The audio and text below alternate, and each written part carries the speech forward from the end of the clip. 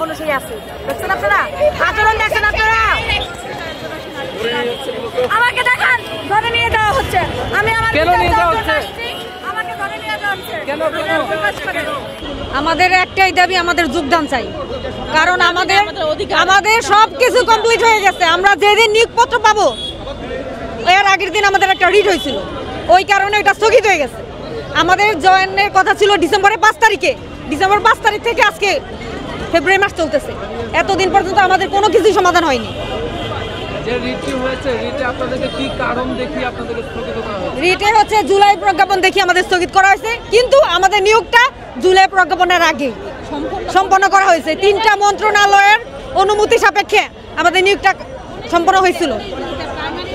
আপনারা যে শাহবাগে ছিলেন, পুলিশ অ্যাকশনে গিয়েছিল বা আপনারা গ্রেফতার হয়েছে? বেশ অনেকজন গ্রেফতার হয়েছে, প্রায় 15-20 জন গ্রেফতার হয়েছে। মেয়ে টিচারগুলোকে পর্যন্ত তুলে নিয়ে গেছে, জামা ছিঁড়ে ফেলছে। একজন আমাদের মেয়ে টিচার ওর বুকের ওড়না পর্যন্ত নিয়ে গেছে। আর কি বলবো, বর্বরতার শেষ পর্যায়ে। একজন প্রেগন্যান্ট শিক্ষক হসপিটালে ভর্তি আছে। পরবর্তী কর্মসূচি কি থাকবে? আজকে কি এই আন্দোলন চলবে যতক্ষণ অবধি আমাদের নিয়োগ নিশ্চিত করা না হবে, ততক্ষণ অবধি এই আন্দোলন চলবে। এই মিথ্যা রায় আমরা মানি না, এই অবৈধ রায় আমরা মানি না। বিচারপতি মাহমুদ রাজি স্যার এবং বিচারপতি ফাতেমা নজিব ম্যাডাম যে রায় দিয়েছেন, এই অবৈধ রায়, এই অসাংবিধানিক রায় আমরা মানি না। আমরা কিছুতেই মানব না। যতক্ষণ অবধি নিশ্চিত করা না হবে ততক্ষণ অবধি রাস্তায় থাকবো। আমরা আন্দোলন চলবে, আরো কঠিন রূপ আন্দোলন ধারণ করবে।